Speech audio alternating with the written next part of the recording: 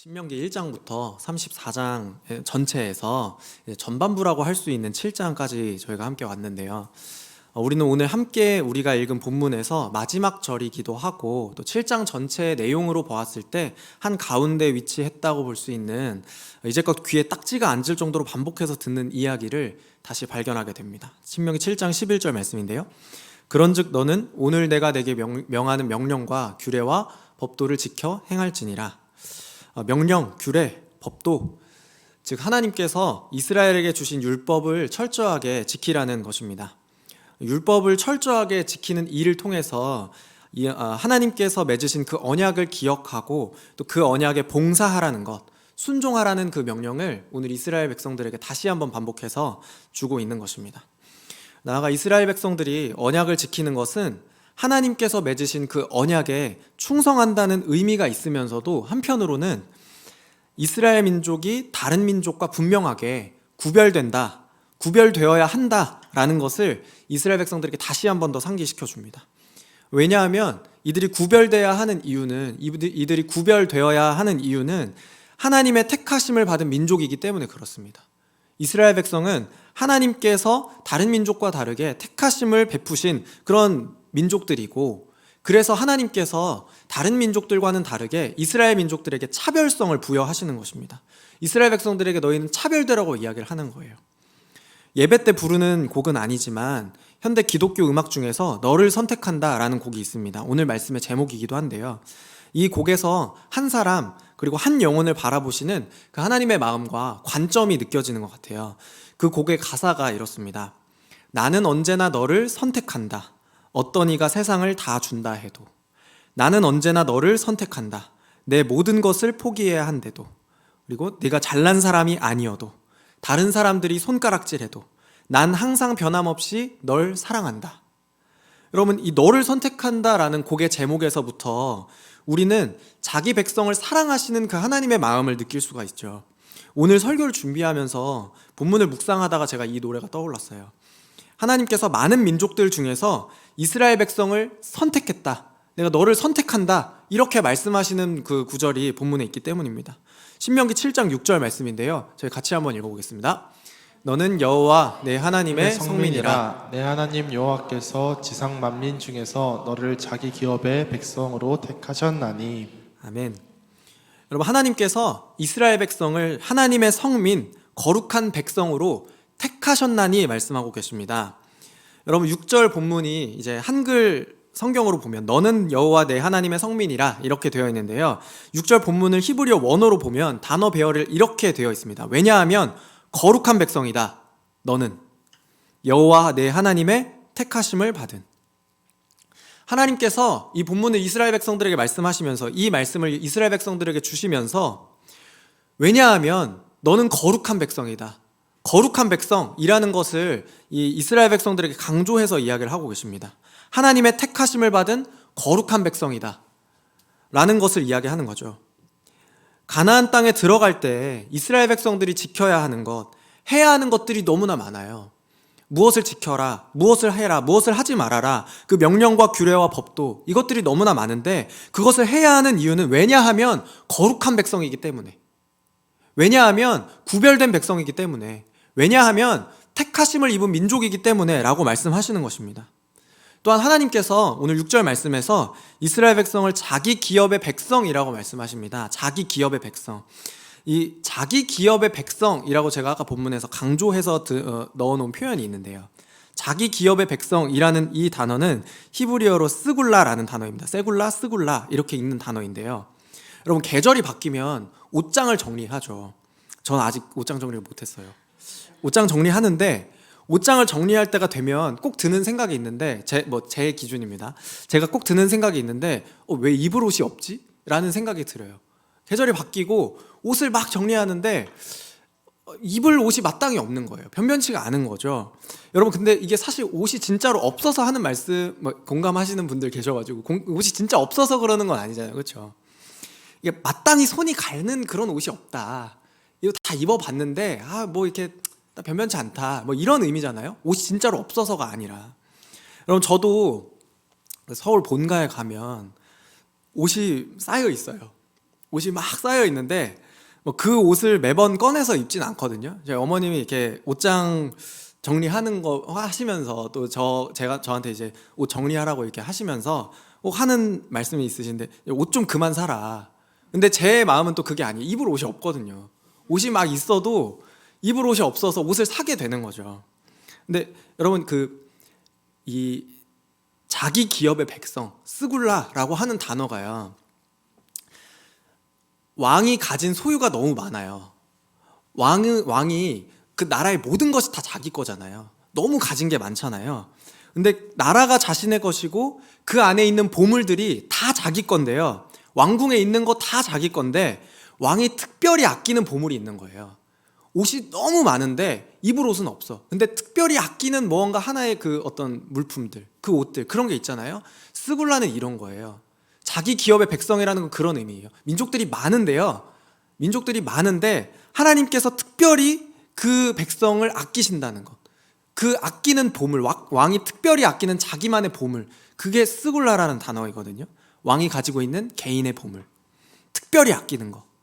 모든 것을 가진 그 왕에게 특별한 의미가 있는 것, 특별한 의미가 있는 보물, 자기 거, 이스라엘 백성은 하나님께 스굴라라는 것입니다. 여러분, 하나님께서 우리를 택하셨다는 그 사실이 우리에게 차별성을 부여해 줍니다. 하나님께서 우리를 택하시고 자기 기업의 백성 삼으셨다는 것이 우리를 다른 어떤 똑같은 것들과 그 비슷한 것들과 차별되게 하고 구별되게 만들어요. 택하심을 받지 못한 다른 민족들과 다른 정체성으로 살아가게 하고, 다른 삶의 태도를 가지고서 살아가게 하고, 다른 삶의 모습을 기대하시면서 살아가기를 하나님께서 우리에게 원하신다는 거죠. 신명기 7장 11절 말씀에서요, 그런즉 너는 오늘 내가 내게 명하는 명령과 규례와 법도를 지켜 행할지니라 하시는 이 말씀은 이스라엘 백성들에게 하나님이 너는 스굴라다, 너는 내 특별한 보물이다 말씀하시는 거예요. 이걸 지키고 순종하고 너 이거 안 지키면 막 이런 게 아니라 너는 특별해 라는 것을 말씀하시는 거예요. 그러니까 특별한 존재처럼 행동하라는 걸 말씀하시는 거죠. 하나님께서 소중하게 여기시는 것이기 때문에, 그래서 택하셨기 때문에 그에 걸맞는 품격을 유지해야 한다라는 그런 의미겠죠. 여러분, 오늘 이스라엘 백성을 당신의 가장 귀하고 또 소중한 소유로 택하신 하나님께서 이제는 저와 여러분을 스굴라로 택하셨음을 믿으시길 바랍니다. 오늘 우리의 삶에서 신앙생활에 건조한 규칙만 남아서 메말라 있다면 오늘 우리를 가장 귀하다 여겨주시는 그 하나님의 택하심의 원리가 저와 여러분들에게 회복되어짐으로 말미암아서 다시 한번 하나님의 거룩한 백성 되기를, 하나님의 택하신 민족 되기를 간구하며 살아가는 그런 소망 회복되어지시기를 주님의 이름으로 축복을 드립니다. 그래서 우리 그 옆에 계신 분들에게 다시 한번 이렇게 축복할 텐데요. 당신은 하나님의 스굴라입니다. 이렇게 당신은 좀 약간 눈빛을 따뜻하게 해주셔서 다시 한번 더 축복하겠습니다. 당신은 하나님의 스굴라입니다. 하나님께서 저와 여러분을 자기 기업의 백성 스굴라로 삼아주셨음을 믿습니다. 오늘 그 믿음 가지고 함께 하나님께서 우리에게 주시는 말씀의 은혜가 우리 가운데 충만하게 넘치기를 축복드립니다. 먼저 하나님께서 자기 백성을 택하시는 원리는 사랑과 언약의 원리라는 걸 알 수 있어요. 세상이 무엇인가 선택할 때에는 기준이 있죠. 효율을 따져요. 가성비를 따져요. 이게 마땅한지를 따져요. 합당한지, 이만한 가치가 있는지, 이 돈 주고 살 가치가 있는지, 자본적인 논리죠. 그런데 하나님께서는 이스라엘 백성들을 택하실 때 사랑과 언약으로 이스라엘 백성들을 택하셨다는 것입니다. 우리는 그래서 하나님께서 자기 백성을 택하셨을 때 결코 거기에 후회가 없다는 것, 그리고 한 번 택하신 자기 백성은 하나님께서 버리지 않고 끝까지 끌고 가신다는 것, 끝까지 견인하신다는 것을 알 수가 있습니다. 하나님께서 이스라엘 백성을 기뻐하시고 택하시는 분이라는 것을 오늘 본문에서 알 수 있는데요. 본문 7절 말씀에서요, 여호와께서 너희를 기뻐하시고 너희를 택하심은 너희가 다른 민족보다 수효가 많기 때문이 아니니라. 너희는 오히려 모든 민족 중에 가장 적으니라. 아멘. 여러분, 이스라엘 백성은 하나님의 택함을 받은 그런 민족이 되었습니다. 다른 여러 민족들 가운데에서 하나님께서 그들을 스굴라로, 보배로운 자기 소유로 여겨주셨다는 거죠. 여러분, 그런데 하나님께서 왜 그들을 가장 소중한 보물이라고 이야기를 하실까요? 왜 다른 민족들이 많은데 특별히 이스라엘 민족들을 구별하셔서 그들을 택하시고 그들을 사랑하시는 걸까요? 누군가의 택함을 받는 건 일단 기분이 좋은 일이긴 하죠. 이제 우리가 약간 이제 기분이 좋아지는 일이고 또 흐뭇해지는 일이죠. 왜냐하면 그 선택을 한 사람의 입장에서는 내가 좋아 보였다는 걸 의미하기 때문에 그래요. 내가 그럴 만한 자격이 있구나라는 것을 그 사람의 선택을 통해서 우리가 확신하고 또 그걸 기대할 수 있기 때문이죠. 여러분, 오늘 저녁 메뉴를 정하는 거, 때로는 오늘 필요한 물건이 생겼을 때 그 물건을 비교하면서 구입하는 거, 거기에는 사실 그럴 만한 이유가 있어요. 뭐 이게 이 돈 주고 사 먹었을 때 나한테 더 만족스럽고 더 맛있고 또 그럴 만하다라는 그 이유가 있어서 그 저녁 메뉴를 택하는 거 아니겠어요? 필요한 물건이 생겼을 때 비슷한 다른 물건들이 많이 있지만 특별히 딱 그걸 선택해야겠다고 생각하는 것은 거기에 이유가 있어요. 더 저렴하던지, 더 기능이 좋던지, 디자인이 더 잘 나왔던지 하는 그런 기준들이 있죠. 그런데 여러분, 본문은 그 택하심을 받은 이스라엘 민족들이 왜 하나님의 택하심을 특별히 받았는지 그 이유를 설명하는 게 아니라 아닌 이유에 대해서 설명하고 있어요. 오히려 아닌 이유에 대해서 강조를 하면서 이유가 없다는 걸 이야기하는 거죠. 하나님께서 이스라엘 백성들을 택하신 것이 너희가 다른 민족보다 수요가 많기 때문이 아니니라, 이런 걸 강조하고 있거든요. 이 말씀을 강조하고 있거든요. 여러분, 그러면 여기서 수에 대해서 이야기를 했잖아요. 이스라엘 백성들을 선택한 게 숫자 때문이 아니래요. 더 많아서 그런 게 아니라는 거죠. 그럼 수가 많으면 뭐가 좋죠? 일단 수가 많다는 건 더 강하다는 걸 의미해요. 그 인해 전술 들어보셨죠? 더 많으면 유리하죠. 싸움에서 이기기가. 전쟁에서 이기기도 훨씬 더 유리할 거예요. 그리고 또 생산성에도 도움이 됩니다. 이 농경사회라는 걸 생각하면 농경사회의 강점은, 농경사회에서 장점, 이제 유리한 점은 이제 노동에 더욱더 도움이 된다. 수가 많으면 그만큼 많이 있으면 더 많이 노동할 수 있고 더 많은 부를 축적할 수 있다. 이게 이제 장점이 되는 거잖아요. 농경사회일수록 많은 자녀를 낳는 것이 복이라고 여깁니다. 그래서 이 숫자가 많다는 건 어쨌든 유리한 거, 더 좋은 거, 생산성이 더 뛰어난 거, 그런 걸 의미해요. 그리고 또 이제 성경 안에서 선교적으로 보았을 때 숫자가 많으면 더 하나님의 말씀을 더 효과적으로 전할 수 있지 않겠어요? 그러니까 일단은 더 많이 할 수 있을 것 같아요. 더 하나님의 영광을 선포할 수 있는 가능성이 훨씬 더 많아지고, 숫자가 많으면. 그래서 하나님께서 택하셨을 때 맡겨주신 그 제사장 나라의 역할을 훨씬 더 잘할 수 있을 것처럼 보이는 거죠. 여러분, 그런데 이스라엘 민족은 여기서 다른 민족과 비교했을 때 숫자가 많은 민족이 아니라는 것을 계속해서 이야기를 하고 있습니다. 즉, 생산성이 좋지가 않다는 거예요. 현대사회로 이제 이야기를 하면, 우리의 이야기로 이야기를 하면 가성비가 좋은 민족은 아니었던 거예요. 숫자가 많아서 뭘 더 많이 만들어낼 수 있거나 더 쉽게 점령할 수 있거나 더 쉽게 하나님 말씀 전할 수 있거나 이런 민족은 아니었던 거죠. 여러분, 현대사회는 가성비를 중요하게 생각합니다. 가격 대비 성능을 중요하게 생각해요. 적은 비용으로 더 많은 효과를 얻는 것, 같은 가격으로 더 좋은 성능을 가진 것. 여러분, 이스라엘 민족은 확실히 좋은 민족은 아니었어요. 가성비가 좋은 민족은 아니었던 거예요. 생산성이 다른 민족보다 더욱 좋은 민족도 아니었고, 또 다른 민족들보다 그래서 더 강한 민족도 아니었다는 거죠. 그리고 또 한편 신명기를 쭉 읽다 보면 이스라엘 백성들이 하나님의 입장에서, 물론 하나님이 그런 걸 따지시는 분은 아니지만 가성비도 안 좋고 유지비도 많이 들어가는 민족이라는 걸 볼 수 있어요.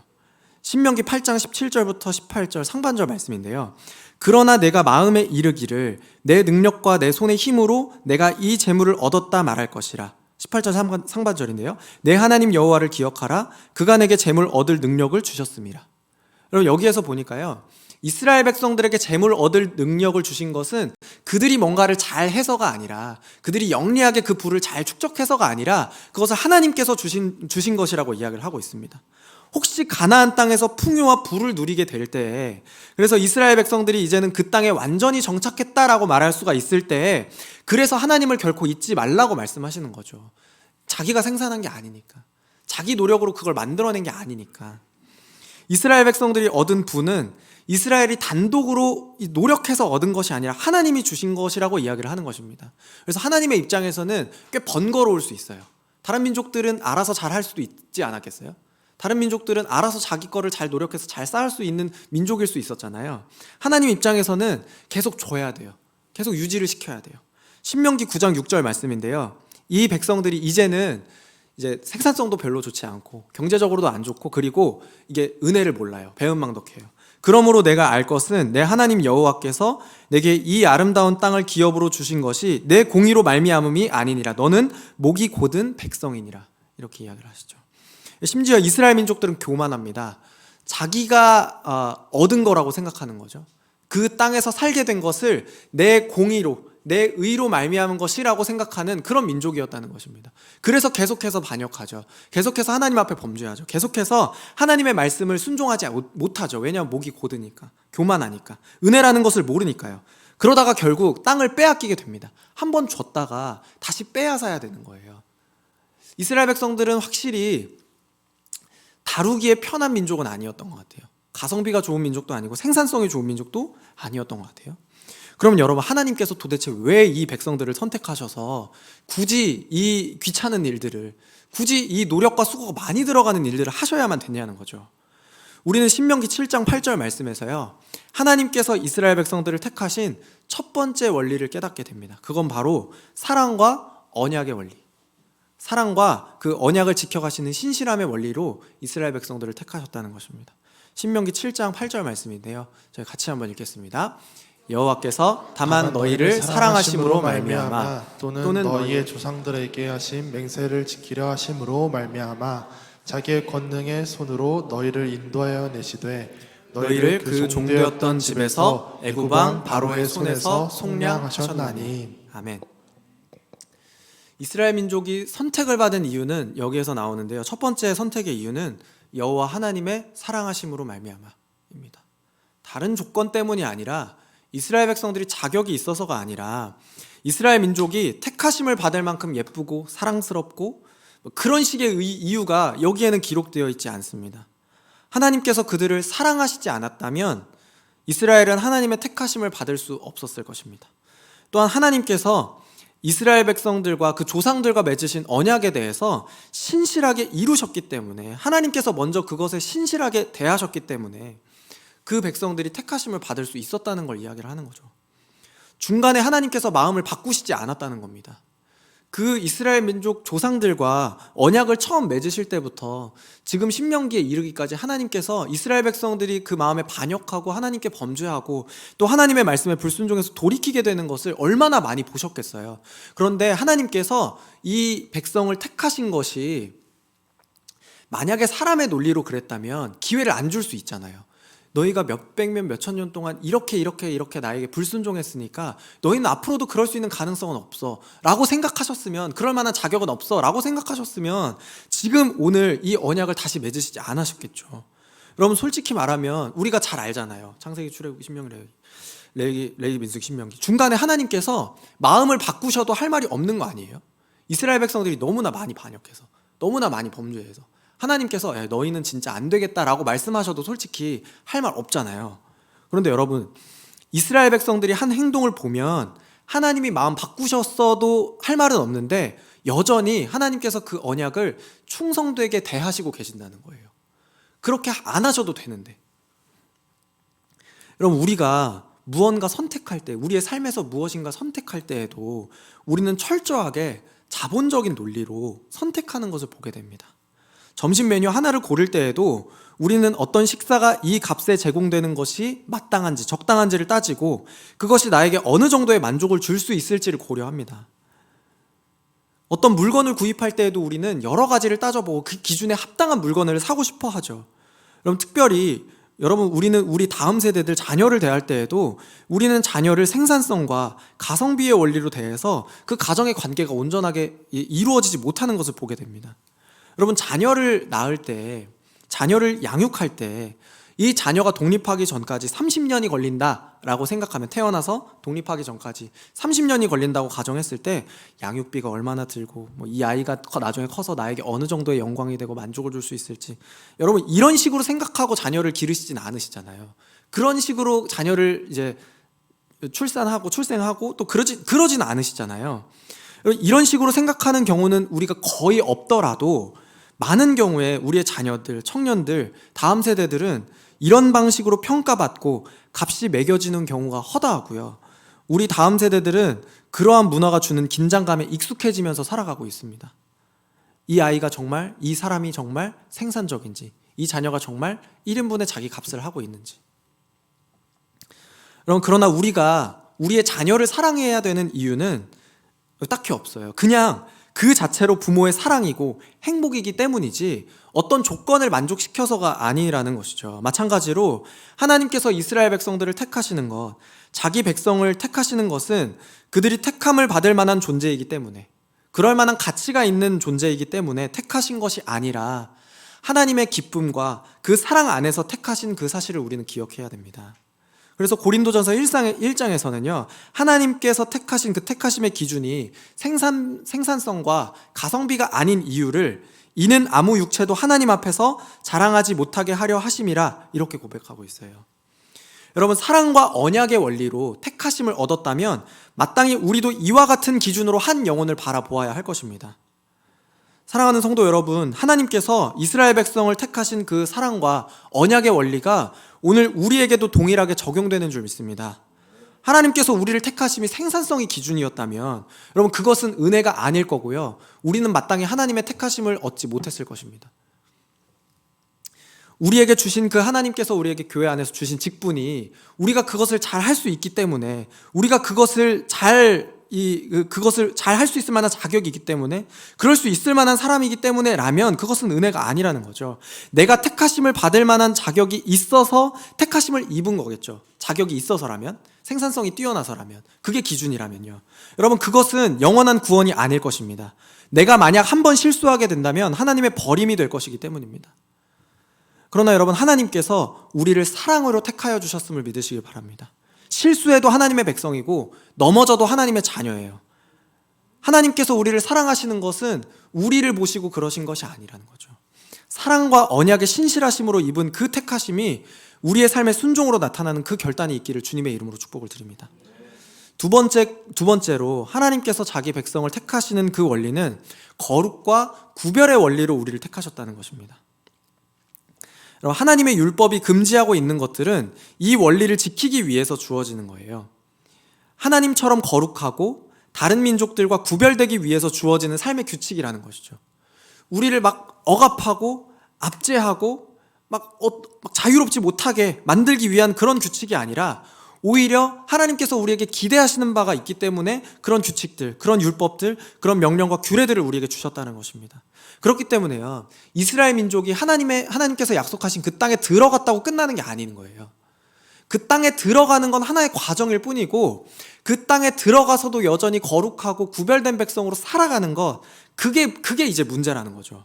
하나님의 약속이 성취된 것은 가나안 땅에 들어가서 끝나는 것이 아니라 그 땅에 들어가서 해야 할 과업이, 그 땅에 들어가서 해야 할 일들이, 그 땅에 들어가서 여전히 유지해야 할 그 거룩함의 일들이 훨씬 더 중요하다는 것입니다.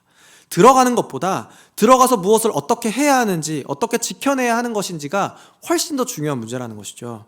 신명기 7장 2절부터 4절 말씀에서는요, 그 땅에 이제 들어가게 되었을 때 이스라엘 민족이 해야 하는 일을 하나님께서 이제 명령하시는 장면이 기록되어 있습니다. 7장 2절 말씀인데요, 내 하나님 여호와께서 그들을 내게 넘겨 내게 치게 하시리니 그때 너는 그들을 진멸할 것이라. 그들과 어떤 언약도 하지 말 것이요 그들을 불쌍히 여기지도 말 것이며. 이제 이스라엘 민족들이 그 땅에 들어가서 만나는 가장 직접적인 문제가 여기에 기록이 되어 있는데요, 그건 뭐냐면 그 땅에 이미 들어가서 살고 있는 가나안 민족들, 이게 이제 첫 번째로 마주하는 그런 문제죠. 오늘 본문의 1절 말씀에서 가나안 땅에 살고 있는 그러니까 민족들을 7개의 민족으로 설명을 하고 있는데요, 일단 그들이 어떤 민족인지 하나하나 살펴보는 거 말고 많이 알고 계시는 것처럼 7은 완전함을 뜻하는 수이잖아요. 그러니까 이 7개의 민족들을 다 진멸하는 것은 이 7민족만을 염두에 두신 것이 아니라 가나안 땅에 살고 있는 하나님의 택하심을 받지 않은 이방 민족들을 대상으로 이야기를 하신 거라는 거죠. 그 이방 민족들을 진멸, 말 그대로 모두 멸절시키라고 하나님께서 명령하고 계시는 겁니다. 여러분, 그런데 하나님의 이 표현이 너무 강하게 느껴지시지 않나요? 왜 하나님께서 이렇게 강한 표현을 사용하시면서 명령하시나요? 그 이유는 바로, 이거 쉽게 얘기하면 독점 계약을 맺고 싶으신 겁니다. 언약과 계약의 측면에서 하나님께서는 이스라엘 백성들과 독점 계약을 맺고 싶으신 거예요. 신명기의 언약이라는 것이, 이 언약이, 신명기의 모든 말씀이 이 당시에 사용되었던, 국가 간의 조약에 사용되었던 그 계약 문서의 형태를 많이 닮았다고 이제 신명기 초반에 이제 말씀을 드렸었는데요. 하나님께서 이스라엘 민족들과 이스라엘 민족들과 계약을 맺으시는 거예요. 하나님께서 이스라엘 민족들과 조약을 맺으시는 거죠. 국가와 국가 입장에서, 한 이제 주체와 객체의 입장에서. 하나님께서는 이제 이스라엘 민족들과 독점 계약을 맺고 싶어 하시는 거예요. 하나님의 말씀에만 순종하고 하나님이 세우신 그 율법을 통해서 언약의 관계를 유지하고 싶으신 것이죠. 하나님의 사랑과 그 언약의 충성함으로 맺으신 그 이스라엘의 언약에 다른 어떤 것이 끼어들지 못하도록 만드시는 거예요. 둘 사이를 방해하지 않았으면 좋겠다는 것이 하나님의 뜻인 거예요. 여러분, 2절부터 5절까지 하나님께서 이스라엘 민족들에게 금지해야 되는 것, 하지 말아야 할 일들을 말씀하시는데요. 먼저는 가나안 땅에 먼저 살고 있던 이방 민족과 조약을 맺거나 그 민족과 결혼을 하거나 자녀를 결혼시키거나 종교적인 풍습을 본받는 것을 금지시키고 있어요. 완전히 멸절시키라는 것이죠. 종교적인 풍습이야 하나님이 아닌 다른 신을 직접적으로 섬기는 일일 수 있기 때문에 남기지 말라고 하시는 것은 그렇다고 쳐도 이방 민족과 조약을 맺는 행위가 국가적인 측면에서는 유익하지 않을까요? 뭐 결혼시키는 것도 어쩌면 뭐 또 가능한 일이 될 수도 있지 않을까요? 왜 그것을 금지하실까요? 2절부터 5절의 핵심은 그러한 일련의 행위들이 결국 여호와 하나님을 버리는 일로 연결되기 때문입니다. 그래서 하지 말라고 말씀하시는 거예요. 그래서 진멸하라고 말씀하시는 거죠. 신명기 7장 4절 말씀인데요. 저희 같이 한번 읽겠습니다. 그가 내 아들을 유혹하여 그가 여호와를 떠나고 다른 신들을 섬기게 하므로 여호와께서 너희를 진노하사 납작이 너희를 멸하실 것임이니라. 그 2절 하반절 말씀에서 하나님께서 그들과 어떤 언약도 하지 말라고 말씀하시는데요. 일반적인 조약에서와 마찬가지로, 일반적인 국가 간의 조약에서와 마찬가지로 이스라엘이라는 신하 국가는 주군이신 하나님과 맺은 조약에 충성할 필요가 있는 것이죠. 앞으로는 주군 섬기면서 뒤로는 다른 민족과 조약을 맺는 행위, 이거를 언약의 신실한 행위라고 볼 수는 없잖아요. 언약에 충성하는 행위라고 볼 수는 없잖아요. 이방 민족과 언약을 맺는다는 것, 그들과 국가 간의 조약을 맺는다는 것, 그 행위가 결국에는 그들의 신도 어느 정도는 인정하고 수용한다는 의미가 담겨 있기 때문에 하나님께서 이런 이중적인 행위를 금지하신 것입니다. 하나님께서 그것을 전적으로 금지하신 거죠. 또한 민족 간의 결혼, 통혼을 하는 것은 단지 어떤 민족을 배우자로 맞이해야 하는지에 대한 문제가 아니라 그 민족의 종교적인 풍습도 우리 가정으로 받아들인다는 의미가 담겨 있기 때문에 하나님께서 그것을 금지하시는 것이라는 겁니다. 여러분, 하나님께서는 이스라엘 백성들을 택하실 때에 사랑과 그 언약의 충성하심, 신실하심으로 그 백성을 택하시는 분이십니다. 그렇기 때문에 이스라엘 민족들은 반드시 그에 합당한 반응으로 자기 몫을 감당해야만 하는 거죠. 하나님께서 먼저 우리에게 사랑을 베풀어 주셨기 때문에, 그들에게 사랑을 베풀어 주셨기 때문에 그에 맞는 합당한 몫을 해야 된다는 것입니다. 여러분, 그에 맞는 합당한 반응이 바로 거룩과 구별이라는 것이죠. 여러분, 그러면 이제 처음으로 다시 돌아가서 입으로시 정말 없어. 입으로시 정말 없어서 옷을 한 벌 사야겠어. 그러던 중에 마음에 드는 새 옷을 장만했다고 한번 생각을 해볼게요. 이제 흰 블라우스, 예쁘고 이제 아름다운 흰 블라우스, 흰 셔츠를 새로 장만을 해서 약속 장소에 입고 갔는데요. 이제 하필이면 옆에 앉은 친구가 이게 음식을 이렇게 덜다가 옷에 딱 튀게 된 거예요. 딱 그날 입고 나간 예쁜 이제 블라우스를 빨간색 국물이 딱 묻어서 기름져서 잘 지워지지도 않는 이게 딱 이게 묻게 된 거죠. 여러분, 그걸 기뻐하는 사람은 없죠. 그게 막 유쾌하고 막 이렇게 새로운 무늬가 생겼네, 이런 사람은 없죠. 소중하고 사랑하는 것은 구별되기를 원해요. 소중하고 사랑하는 것은 다른 것에 오염되게 놔두고 싶지 않아요. 하나님께서는 이스라엘 백성에게 이방 민족에 대해서 철저한 진멸을 명령하셨는데요. 그게 바로 이제 같은 맥락에서 소중하고 사랑하기 때문에 오염시키고 싶지 않은 거예요. 그대로 냅두고 싶은 거예요. 깨끗한 상태로. 국가 간 이익을 위해서 그들과 조약을 맺거나 그들과 결혼하여 혈통을 섞는 것, 심지어는 그들이 그 땅에서 섬기던 가나안의 우상과 관련된 제단, 돌기둥, 나무 조각, 여러분 하나님께서는 그것을 모조리 다 버리라고 말씀하시는데요. 왜냐하면 하나님께서 다른 민족들과 이스라엘 민족들을 다른 그 이방 신들과 이스라엘 민족을 나누고 싶지 않기 때문이에요. 지키고 싶기 때문에 그래요. 우리는 여러분 철저한 진멸에 대해서 오해할 수 있습니다. 하나님께서 잔인하신 분이구나, 하나님은 자비가 없는 분이구나 라는 그런 오해를 가질 수가 있습니다. 그러나 여러분 핵심은 분명합니다. 이스라엘 민족이 다른 민족들과는 구별되어야 한다는 거죠. 거룩해야 한다는 거죠. 소중하게 지켜져야 한다는 것입니다. 하나님께서 그들을 택하심으로 말미암아 그들이 거룩한 백성으로 부름받은 민족이기 때문에 그렇습니다. 사랑하는 성도 여러분, 하나님께서 이스라엘 백성이 거룩하기를 원하시듯이 우리 그리스도인들 한 사람 한 사람에게 거룩하고 구별되기를 원하신다는 그 사실을 기억하시길 바랍니다. 여러분, 때로 우리의 삶에서 하나님께서 너무 많은 일들을 요구하시는 것 같을 때가 있어요. 신앙생활 하면서 교회만 잘 다니고 예배 잘 빠지지 않으면 되지, 내가 뭘 더 할 수 있겠어. 이제 일상생활과 신앙생활의 밸런스를 맞추는 거, 그거 나에게 너무나 중요해. 여러분, 그래서 우리는 우리의 삶에서 이 철저한 진멸에 대해서 포기할 때가 있습니다. 우리의 삶의 현장에서 거룩하기를 포기하거나 구별된 백성으로 살아가기를 저버리거나 심지어는 거룩하겠다는 그 생각도 하지 못한 채로 살아가는 그런 모습이 우리에게 있다는 것입니다.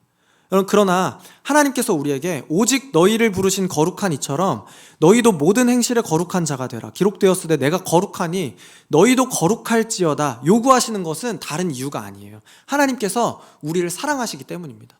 하나님께서 우리를 소중하게 대하세요. 하나님께서 우리를 거룩한 백성으로, 스굴라로, 가장 보배로운 우리 그 주님의 보물로 여기시기 때문에 그렇습니다. 저와 여러분이 그런 사랑받은 자녀임을 기억하시길 바랍니다.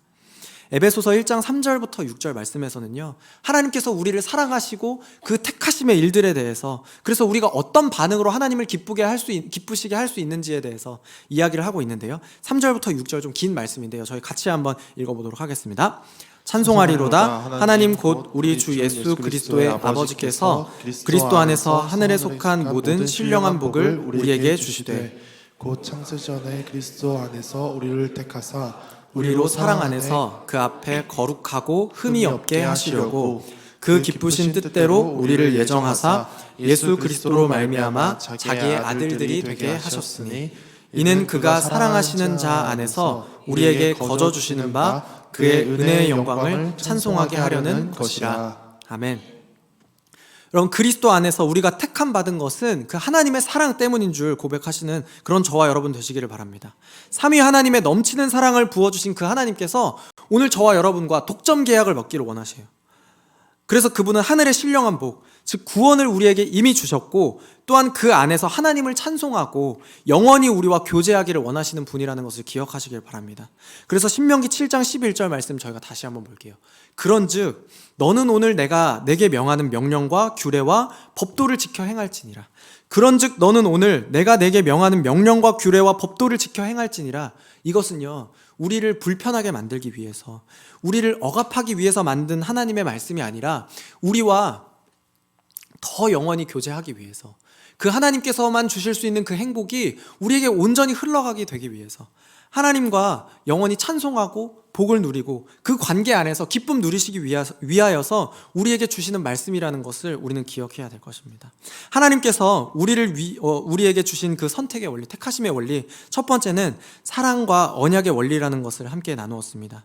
하나님께서 우리를 옥죄기 위해서 명령과 규례와 법도를 주시고 복종하게 하시는 분이 아니라는 그 사실을 기억하시길 바랍니다. 하나님께서 우리를 사랑으로 택하여 주셨습니다. 그 사랑 안에서 맺으신 그 언약이 하나님 안에서, 그의 기쁘신 뜻 안에서 온전히 신실하게 이루어짐을 믿습니다. 우리가 자격이 있어서가 아니라 그분의 사랑과 선하신 뜻 가운데에서 우리를 택하셨음을 기억하고 그 은혜와 사랑 안에 충만해지시기를 주님의 이름으로 축복을 드립니다. 또한 그 하나님께서 우리를 거룩하고 구별된 백성으로 불러주셨습니다.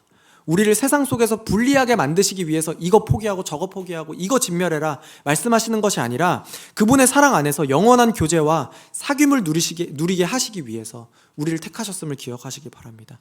그래서 그 하나님의 뜻에 합당한 순종을 결단하는 저와 여러분 되기를 주님의 이름으로 다시 한번 축복을 드립니다.